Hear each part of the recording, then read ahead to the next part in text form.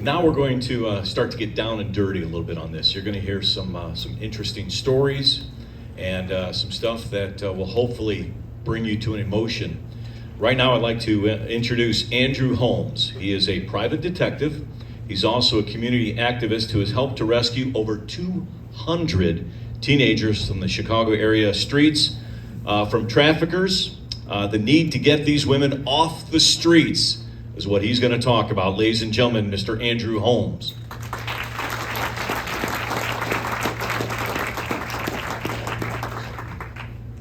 Y'all can do better than that. Give Christ some praise.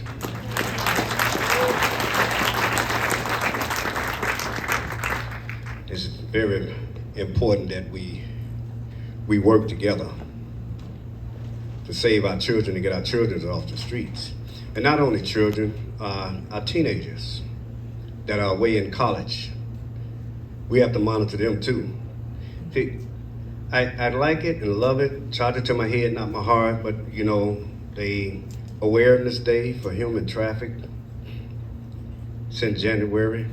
But see, awareness is every single day of the year, because at any given time, one of our loved ones can be forced into human trafficking.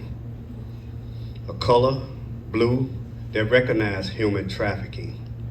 But see, human trafficking don't have no color, no race, creed, no matter whether you're white American, black American, Mexican American, Hispanic American, they do not look at color when they're trying to force our children to go missing.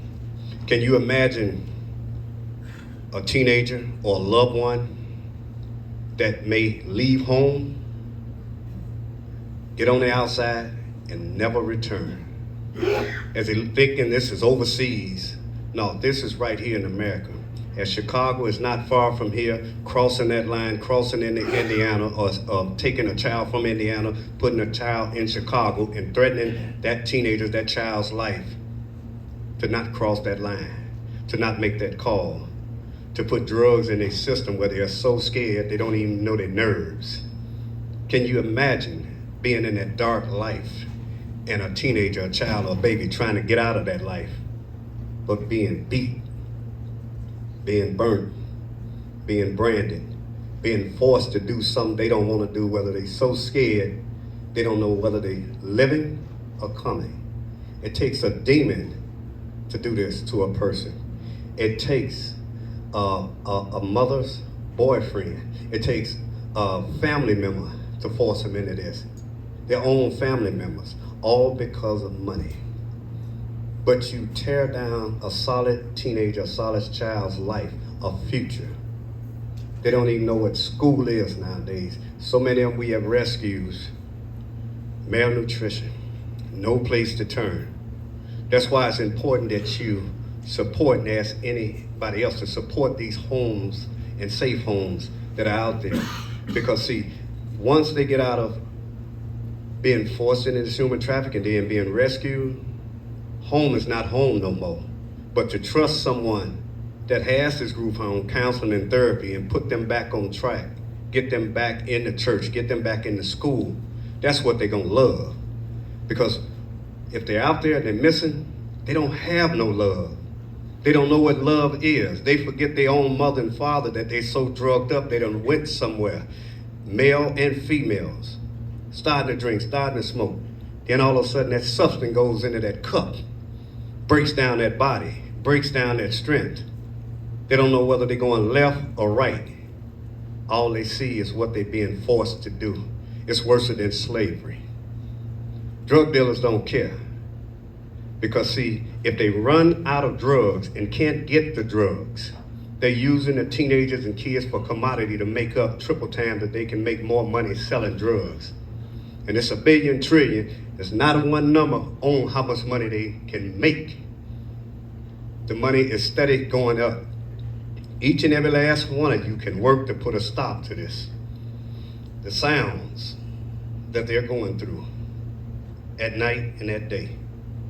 But once they rescue, that sound of joy and happiness in a place that they can call home, a group home, a shelter where they can trust people that they don't know that can work with them, get them back to society, clean that blood, get them back in the church, get them back in the school, they'll love to stay in that group home.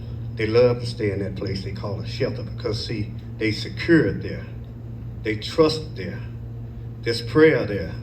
There's people there to put them and get them an education, let them know you are human. You're not a rat. Not a rat.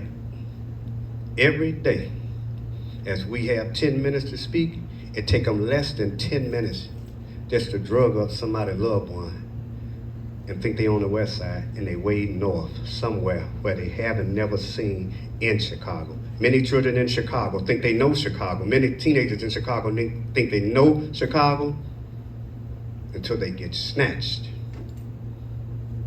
They get snatched, put in a trap house. And that's an empty, abandoned house or home, forced to do what these people want them to do. Imagine getting beat, scalded, and burned.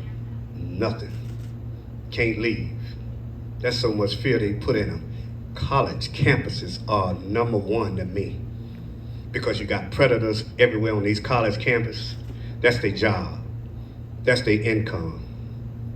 To work on these children, work on these teenagers, and charges to my head, not my heart, but you got more women recruiting other young women than men out here today. It used to be just men, just men. It's at P-I-M-P. I don't pronounce it. I don't give them no praise. I don't give them nothing. But you got recruiters out here. Every day, they get up. Their job. They find a young one, they got her, they force her into doing it, they done beat her, they done scald her, they done threaten her. But now you gotta go get your friend.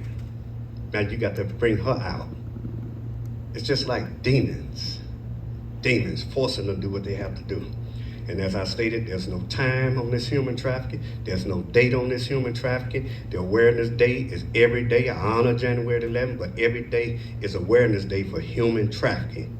And as I leave and take my seat, just remember, understand and love, that color is blue, but they don't have no disregards for whether we pink, white, black, or brown. Let's save our children. Let's build these homes. Let's support these homes. Let's show them we can educate and put a stop sign to these demons out here and incarcerate them where they're supposed to be. Last but not least, I hope you looked at the news the other day. 30 people are incarcerated right now, today. Not 30, it's more than 30. They have warrants out for some. But during that arrest and that raid, 4 to 6 teenagers have been missing for a long time. Human trafficking is a death trap.